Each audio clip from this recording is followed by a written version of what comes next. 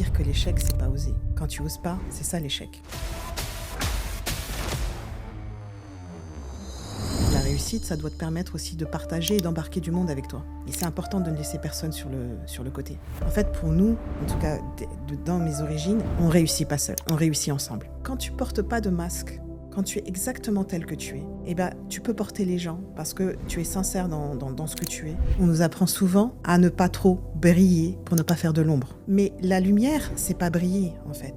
C'est éclairer. Et voilà, mon sens de la lumière, c'est que je cherche pas à briller, je cherche juste à pouvoir éclairer. Bonjour Samia, bienvenue dans House of Africa.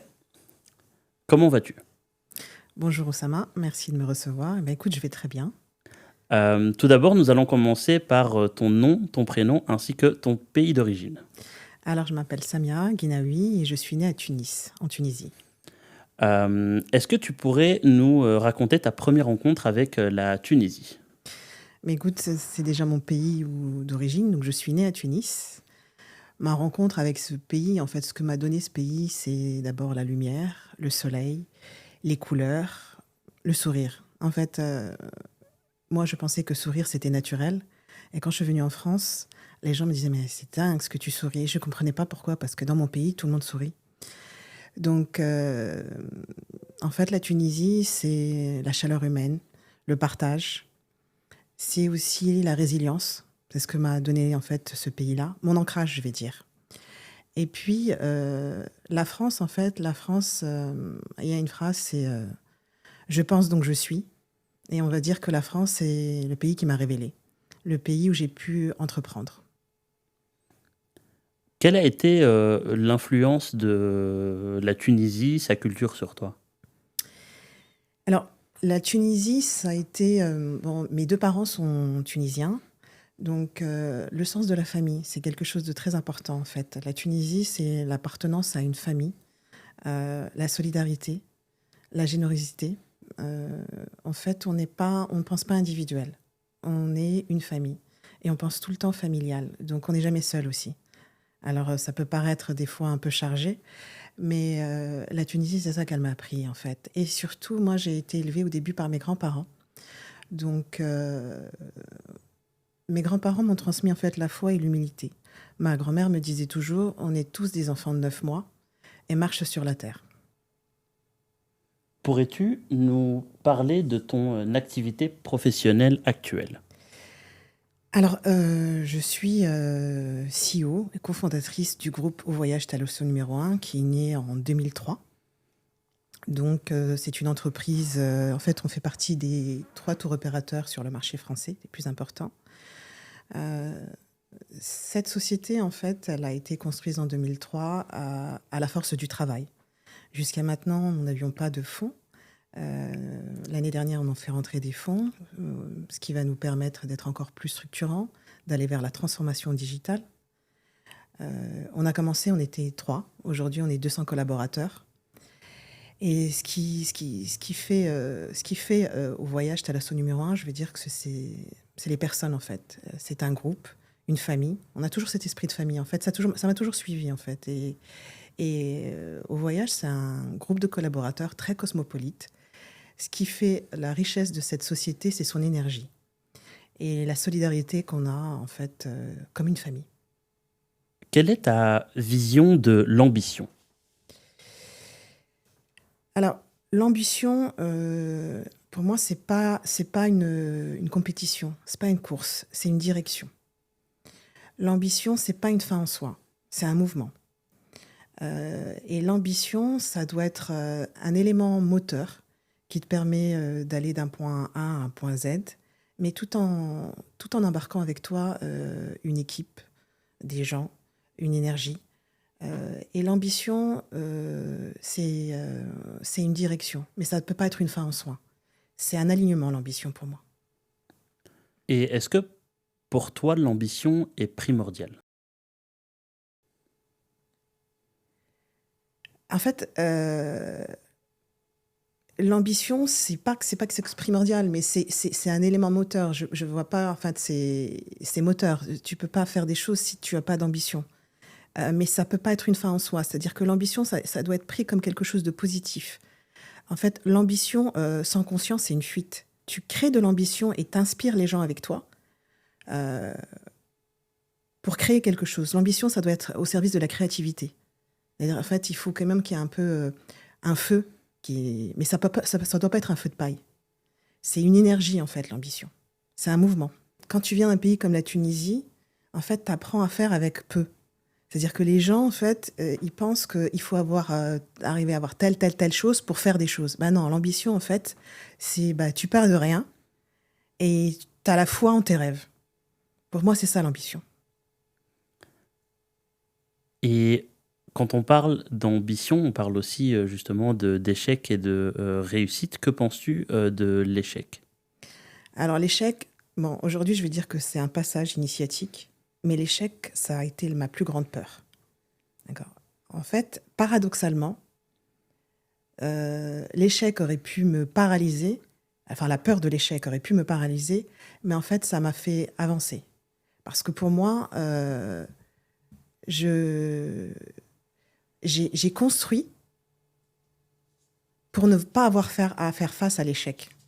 C'est-à-dire pour ne pas être tombé dans le manque, dans le besoin. Donc l'échec, la peur de l'échec m'a fait avancer. Mais attention, l'échec doit pas être quelque chose de bloquant. En fait, on comprend, en fait, l'échec, c'est un peu aussi ce qui te fait avancer. C'est-à-dire que quand tu tombes, c'est un élément important. Parce que si tu sais remonter, tu vas continuer à avancer. L'échec, ça fait partie de ta croissance. L'échec, ça fait partie de ton évolution.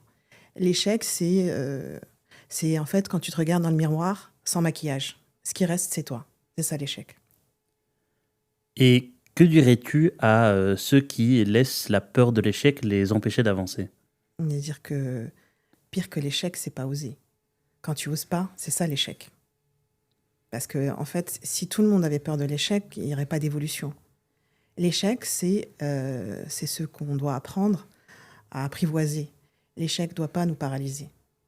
L'échec, fait partie de notre croissance. Il n'y a pas, ça reste en fait, l'échec, accepter l'échec, c'est être conscient, c'est se rencontrer. L'échec, comme je te disais, c'est un passage initiatique nécessaire à la réussite. Et comment est-ce que, je rebondis à ce que tu dis, comment est-ce qu'on réussit à surmonter un échec? En tombant, il faut tomber et se relever. Et c'est comme ça que tu réussis. Et tu tombes. Et en fait, je crois que la vie te ramène à tout ce dont tu as peur. Donc, tant tu vas avoir peur, tant tu vas créer l'échec. Donc, c'est comme un enfant. Il faut qu'il tombe plusieurs fois pour apprendre à marcher. C'est ça l'échec. Lorsqu'on parle d'échec, on parle toujours de réussite. Quelle est ton approche de la réussite? Alors, mon approche par rapport à mes origines, par rapport à ce que m'a enseigné ma grand-mère, parce qu'en fait, c'est elle qui m'a élevée les premières années. Et puis après, j'ai vu aussi ma mère, qui a été aussi une femme qui a construit beaucoup de sociétés. Euh, à travers ces deux femmes, la réussite n'a jamais été quelque chose qu'on montre de l'extérieur. La réussite, elle est intérieure. Et pour moi, la réussite, c'est de ne pas se perdre. C'est de rester aligné par rapport à ses valeurs. Parce que la réussite, j'ai toujours pensé que c'est jamais quelque chose d'acquis. En fait, si tu t'attaches à quelque chose qui est éphémère, ça veut dire quoi la réussite? C'est-à-dire une position sociale. La position sociale, tu l'as aujourd'hui, tu peux ne pas l'avoir demain. Donc la seule réussite qui est valable et qui traverse le temps, c'est quand tu es aligné par rapport à tes valeurs. Et quand tu donnes du sens à ce que tu fais. Ça, c'est la réussite. Et la réussite, ça doit te permettre aussi de partager et d'embarquer du monde avec toi. Et c'est important de ne laisser personne sur le côté. En fait, pour nous, en tout cas dans mes origines, on ne réussit pas seul. On réussit ensemble. Et est-ce que tu as la sensation aujourd'hui d'avoir réussi? Alors jusqu'à très peu de temps, j'avais du mal en fait tu vois, un petit peu le syndrome de l'imposteur, de dire, pour moi, dire j'ai réussi, c'était presque comme une insulte. Euh, alors en quelque sorte, si je regarde le parcours et le fait que je ne me sois pas perdue entre-temps, alors je vais dire oui, j'ai ce sentiment-là. Comment on a je t'ai posé la question précédemment, comment est-ce qu'on surmonte l'échec? Comment est-ce qu'on surmonte la réussite? Je crois qu'on surmonte la réussite quand on reste. Je vais reprendre la deuxième phrase de ma grand-mère, euh, qui était très simple, qui était en fait un ancrage et qui me disait marche sur la terre. Et en fait, quand tu restes enraciné, tu peux surmonter n'importe quoi. Voilà, la réussite, c'est quand tu es ancré. La réussite, je te dis, c'est un mouvement en fait, c'est un passage. Tu dois savoir l'absorber. Euh, c'est la réussite, l'échec, tout ça, c'est des mouvements de la vie, en fait. Moi, j'ai toujours regardé cette image, en fait, du surfeur sur la plage qui prend la vague. Et s'il suit pas la vague, en fait, il va couler. Il va ressortir de la vague s'il prend le mouvement de la vague. Et c'est la même chose, en fait, la vie. La réussite, l'échec, ou ce que te propose la vie, c'est d'être capable de le sentir, mais de pas rester coincé dedans. En fait, ça doit te traverser. Et c'est ça, en fait, la réussite. Donc, on survit parce que c'est pas une fin en soi, parce que c'est pas ce qui te définit, parce que la réussite, c'est un mouvement, mais c'est pas ta définition. En fait, tu es pas ce que tu as accompli. Et où est la place du doute dans tout ça? Le doute, c'est nécessaire. Le doute, c'est ce qui te fait avancer. Le doute, c'est le doute. Tu peux pas avoir la foi si t'as pas le doute. C'est le chemin nécessaire. Mais il faut pas que tu sois. Mais le doute peut créer la peur. Donc, le doute, en fait, c'est comme une alerte, en fait, des signaux. Et moi, quand je commence à avoir le doute de quelque chose, je me dis qu'il y a quelque chose que j'ai pas assez travaillé, ou il y a quelque chose à laquelle je dois répondre. Donc, le doute, c'est des signaux, mais ça doit pas être quelque chose qui te bloque. Le doute, c'est un message. Ça répond à quelque chose. Tu doutes peut-être, et des fois, ça peut répondre à la situation, elle n'est pas assez balisée, donc il y a quelque chose que tu dois modifier pour que tu aies plus le doute. Ou il y a quelque chose que tu dois comprendre. Mais le doute, c'est un élément nécessaire. Mais par contre, le doute ne doit pas être bloquant. Le doute, c'est quelque chose qui doit te permettre de faire avancer, de te remettre en cause, euh, de vérifier que tu as bien aligné les choses, que ça fonctionne bien. Mais faut pas rester dans le doute aussi, c'est comme tout. C'est comme dans n'importe quel sentiment. L'intérêt, c'est de le recevoir, de comprendre ce qu'il aimait et pas de rester dans ce sentiment-là. Parce que sinon, c'est juste bloquant. Et tu nous as parlé justement de ton entourage. Euh, Quelle est l'importance de ton entourage dans tout ce que tu réalises, tant professionnellement que dans ta vie personnelle? Alors, mon entourage, il est très important. Il a toujours été basé sur la relation humaine. Et c'est-à-dire que mon entourage, ma famille, mes amis, euh, c'est ma force. Et donc, ça demande de la confiance. Mon entourage, c'est mon socle. Voilà, je ne suis pas une personne qui, on va dire, très mondaine. Moi, j'aime les rencontres authentiques, sincères. Voilà, j'aime l'échange, en fait, le sentiment de... En fait, j'aime les gens, mais pas de manière naïve. C'est pas naïf, c'est le côté humain, en fait. Et donc, mon entourage, c'est souvent une rencontre, à part ma famille. Euh, mais c'est des moments de partage et d'échange. Donc, mon entourage, c'est mon énergie, en fait, c'est mon essence. Et comment est-ce que ton entourage arrive à t'apporter justement cette force? Ben parce qu'en fait, je pense qu'on est dans un échange sincère. Mon entourage, il est là dans mes moments d'échec et de moments de réussite. On les vit ensemble. Et je fais en sorte que d'être comprise de manière entière. C'est-à-dire que de l'extérieur, on peut avoir l'impression, moi souvent dans mes collaborateurs par exemple, euh, bah ok, je suis la boss, d'accord. Donc je peux être enviée pour cette position-là. Mais comme ils voient, en fait moi j'ai pas de bureau par exemple, j'ai choisi de travailler dans un open space. Donc tous mes collaborateurs voient ma vie qui est quand même assez chargée. Et quand ils ont ce sentiment de dire waouh, ouais, c'est la boss, j'aimerais bien avoir sa position, quand je leur demande vous voulez ma vie pendant 24 heures, c'est bizarre, mais personne n'en veut.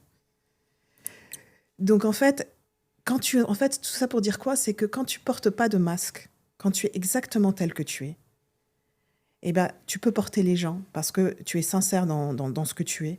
Moi, en fait, j'ai la qualité de mes défauts et on va me dire que je suis une personne assez cash parce que je joue pas de rôle. Et je trouve que c'est pour ça que j'arrive à avoir un entourage où il y a la compréhension et la communication, elle n'est pas faussée, en fait. Voilà pourquoi mon entourage, il est vraiment important. Et parce que il y a de l'amour, en fait. Et comment est-ce que l'on réussit à être justement, transparente? Euh, Ça a un prix à payer parce qu'il faut accepter de se mettre à nu, dans le sens où de dire les choses telles qu'elles sont, en tout cas telles qu'on les ressent, et d'être capable de dire pardon aussi. Pardon, parce que tu peux toucher les gens sans t'en rendre compte, en fait. Et d'expliquer pourquoi dans mes collaborateurs, je vais reprendre ça, ils disent toujours, en fait, que je peux être assez tranchante, mais j'explique toujours pourquoi. D'accord? C'est jamais, en fait, c'est pour l'intérêt collectif. C'est pas pour moi. Donc, c'est toujours, je fais les choses parce qu'on a un objectif commun. Par contre, il y a des fois, j'ai pas toujours la science infuse. J'écoute, en fait. Je peux très bien me dire, oui, j'avais pas vu les choses comme ça, donc on va faire comme vous avez fait. Et il y a des fois où je vais dire, non, on va faire comme je vous dis de faire, parce que c'est moi qui en prends la responsabilité. Et je vous demande de m'accompagner. Donc, euh, donc oui, la transparence, elle est difficile, parce que je pense que ça demande aussi une bonne connaissance de soi et d'accepter la critique. Justement, tu nous parles de connaissance de soi. Comment est-ce qu'on arrive à bien se connaître? C'est un chemin qui dure toute une vie, la connaissance de soi. Euh, mais ça commence par l'humilité. C'est-à-dire qu'il faut être capable Si on cherche tout le temps la valorisation vers l'autre, de l'autre, pardon, euh, et ça a été une partie de mon chemin, c'est-à-dire que, bien sûr, l'estime de soi, c'est quelque chose sur lequel on travaille toute une vie, mais c'est aussi ce qui fait notre force au bout d'un moment. Euh, eh bien, la confiance de soi, c'est à travers les expériences qu'on va vivre, à travers les échecs, à travers les réussites, à travers la douleur, à travers la tristesse, à travers toutes ces émotions-là. euh, c'est fait pour nous parler. Euh, et je pense que pour avoir la confiance, il faut aller travailler sur ses blessures parce qu'on en a tous. Tous. Donc la confiance, c'est plus on arrive à cicatriser certaines blessures, plus on va acquérir de la confiance. Et on parle ici, beaucoup, justement du personnel, mais en même temps de ton impact et de ton comportement, au sein de ton entreprise. Hem, que penses-tu, justement du réseau professionnel? Et comment est-ce qu'on arrive justement à construire un réseau professionnel et quel comportement doit-on adopter, avec les personnes que l'on rencontre, professionnellement?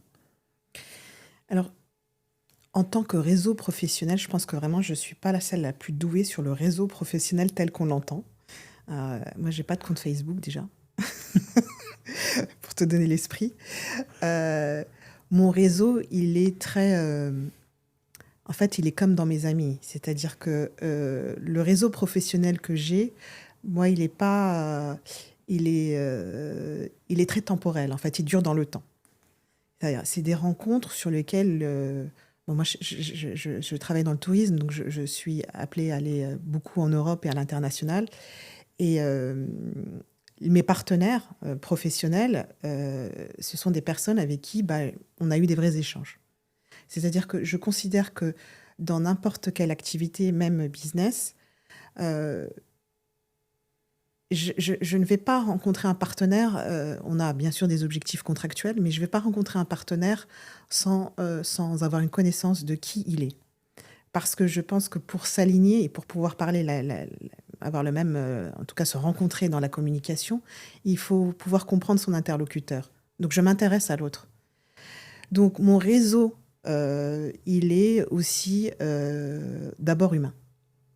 C'est toujours la même règle. Je ne sais pas faire autrement en fait. C'est pas, je veux dire, j'ai pas, voilà, enfin, en termes de construction de réseau, je ne pense pas que je sois la plus douée pour ça. Je n'ai pas de connaissances. Je sais qu'il faut faire un réseau, mais moi, en fait, mon réseau, il est humain. Voilà.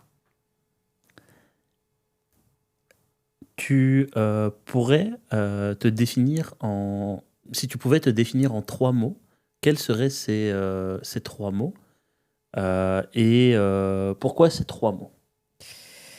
Alors, je veux dire, les 3 mots, ce serait la résilience, la lumière et la transmission. La résilience, parce que j'ai appris et j'ai vu que tomber, c'est pas grave, il faut savoir remonter. Il faut savoir revenir. Et je suis tombée plusieurs fois. Ça fait partie du chemin. La lumière, ça, c'est, on va dire, c'est pas juste mes parents, c'est pas juste mes grands-parents, c'est mes ancêtres. En fait, de garder toujours la lumière, même pour garder le cap, même dans l'obscurité, il faut garder la lumière. Et la transmission, parce que aujourd'hui, je suis à ma phase de vie où je dois transmettre. C'est-à-dire, dans ma société, je dois transmettre, préparer la relève. Mes enfants ont grandi, j'ai éduqué, maintenant je dois transmettre. Et donc, pour moi, la transmission, en fait, ce sera l'accomplissement de ce que je suis. Donc, j'aimerais juste revenir sur un mot, le mot lumière. Est-ce que tu pourrais m'en dire plus? Je crois que on est tous des êtres de lumière. D'accord? Et il y a... on rencontre l'obscurité, parce que la vie, elle est faite comme ça. C'est important de garder sa lumière pour trouver le chemin. Quoi qu'il se passe dans notre vie, il faut rester connecté à sa lumière. Parce que même dans le noir, avec sa lumière, on peut traverser. Voilà, et ça, c'est ce que j'ai compris. Pendant un moment, j'avais peur de ma lumière. Parce qu'en tant que femme, dans notre éducation, dans notre culture, on nous apprend souvent à ne pas trop briller pour ne pas faire de l'ombre. Mais la lumière, c'est pas briller, en fait. C'est éclairer. Et voilà, mon sens de la lumière, c'est que je cherche pas à briller. Je cherche juste à pouvoir éclairer. Éclairer les miens, éclairer mes proches, éclairer les gens que j'aime et m'éclairer moi-même. D'où le mot transmission. Voilà. Que penserait la petite Samia de la grande? Eh ben, je pense que la petite Samia dirait à la grande, bah, tu vois, finalement, t'as bien fait de croire en tes rêves. Maintenant, tu vois, t'as eu peur, mais finalement, ça s'est bien passé. Et elle lui dirait, la petite Samia, que la grande Samia, elle a toujours en elle la petite Samia, qu'elle a réussi à rassurer, et qui fait que la grande Samia n'est en fait que la petite Samia, qui n'a fait que continuer à rêver et qui accepte aujourd'hui son âme d'enfant. Avant de te poser la dernière question, est-ce que tu as encore des rêves aujourd'hui? Oui, oui, oui, parce que je pense que au début, moi j'ai été, mon père me disait, voilà, mon père il est né d'une grande famille où il y avait beaucoup d'enfants et il partait du principe que son aîné devait réussir pour qu'il puisse emporter tout le reste des frères et sœurs. Donc j'avais une mission que j'ai pas choisie, mais il fallait que je protège ma famille. Donc aujourd'hui, j'ai construit, protégé. Et comme je te disais, maintenant, je veux transmettre. Et donc, ok, j'ai construit avec mon associé une très belle société, euh, mais maintenant j'ai des rêves qui me sont personnels. C'est-à-dire donner du sens, notamment dans des organisations où justement je pourrais transmettre et je pourrais travailler sur le partage. Est-ce que tu as un message à transmettre justement pour toutes les personnes qui t'écoutent et qui te regardent aujourd'hui? Je pense que le message le plus important que j'ai envie de transmettre aujourd'hui, c'est d'oser. D'oser, de ne pas se laisser envahir par la peur. Dire, il n'y a pas pire que de ne pas oser. Il faut croire en ses rêves. Ne pas se dire, oui, je vais arriver quand j'aurai ça, ou je serai heureux quand je saurai ça. En fait, on est heureux de... C'est pas quand on va avoir ceci ou cela qu'on est heureux. On est heureux grâce à plein de petites choses, petits moments. Et il y a tellement de gens qui pensent qu'on va être heureux parce qu'on va acquérir ceci ou cela. Mais en fait, non, on n'est pas plus heureux parce que ça. On est heureux parce qu'on est dans la gratitude, parce qu'on a la foi et parce qu'on est entouré de belles personnes, de gens qu'on aime et qui nous aiment. Donc, il faut continuer à croire en nos rêves. Et il faut continuer à penser dans l'esprit collectif, en fait, pour pouvoir tous s'améliorer et on réussit ensemble. Je te remercie en tout cas, Samia, pour cet échange. Je te remercie d'avoir accepté cet échange dans House of Africa. Si tu as un dernier mot, ces dernières secondes sont pour toi. Bah, je voulais te remercier. Merci, Oussama, de m'avoir donné cette occasion de parler profondément, en fait, de manière profonde de moi. Voilà, je trouve que c'est un espace très intéressant où on arrive. J'avais beaucoup d'appréhension, en fait, avant de faire cette interview avec toi. Et je pense que c'est très important. Moi, j'ai des mentors, en fait, dans la vie. J'en ai trois. Enfin, si je devais aujourd'hui, je pense à Khalil Gibran, parce qu'il m'a suivi tout le parcours, en fait, à ses paroles. Je pense aussi à une écrivaine dont j'ai perdu le nom, qui est du Niger et qui parle du féminisme, en fait, qui a écrit un livre qui s'appelle We Should Be All Feminist.